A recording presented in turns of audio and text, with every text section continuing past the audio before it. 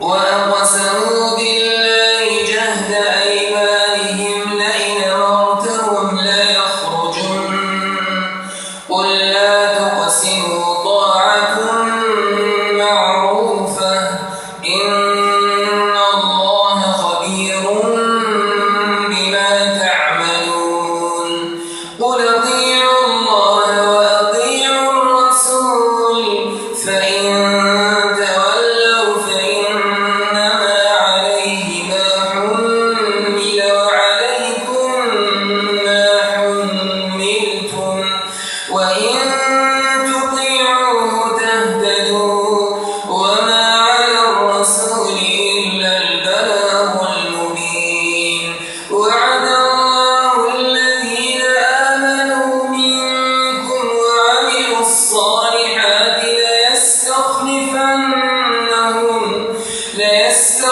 ليستخلفنهم في الأرض كما استخلف الذين من قبلهم وليمكنن لهم دينهم الذي ارتضى لهم وليبدلنهم من بعد خوفهم أمنا يعبدونني لا يشركون بي شيئا ومن كفر بعد ذلك فأولئك هم الفاسقون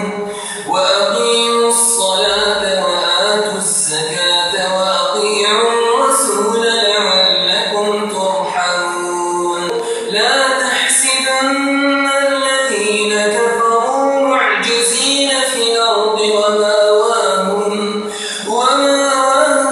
النار ولبئس المصير يا أيها الذين آمنوا ليستأذنكم الذين ملكت أيمانكم والذين لم يبلغوا الحلم منكم 3 مرات من قبل صلاة الفجر وحين تضعون ثيابكم من الظهيرة ومن بعد صلاة العشاء 3 عورات لكم ليس عليكم ولا عليهم جناح بعدهم طوافون عليكم بعضكم على بعض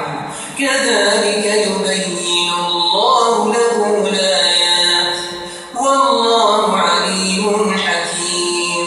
وإذا بلغ الأطفال منكم الحلم فليستأذنوا كما استأذن الذين من قبلهم كذلك يبين الله لكم آياته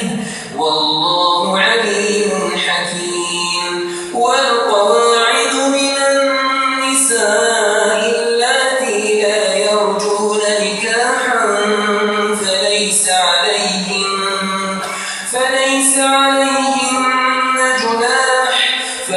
عليهن جناح أن يضعن ثيابهن غير متبرجات بزينة وأن يستعففن خير لهن والله سميع عليم ليس على الأعمى حرج ولا على الأعرج حرج ولا على المريض حرج ولا على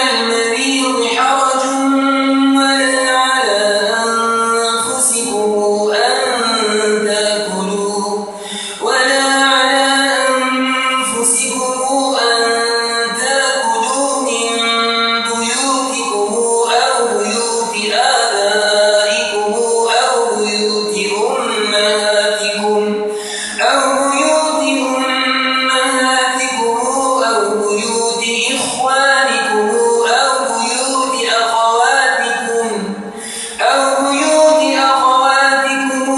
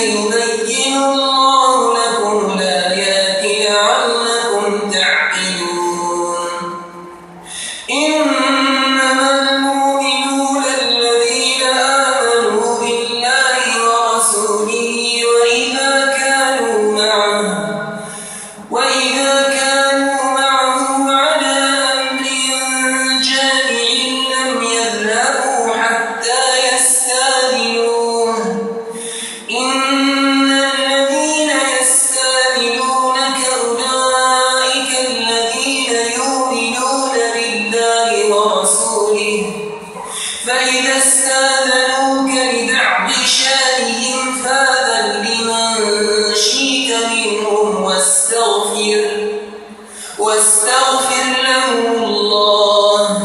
إن الله غفور رحيم.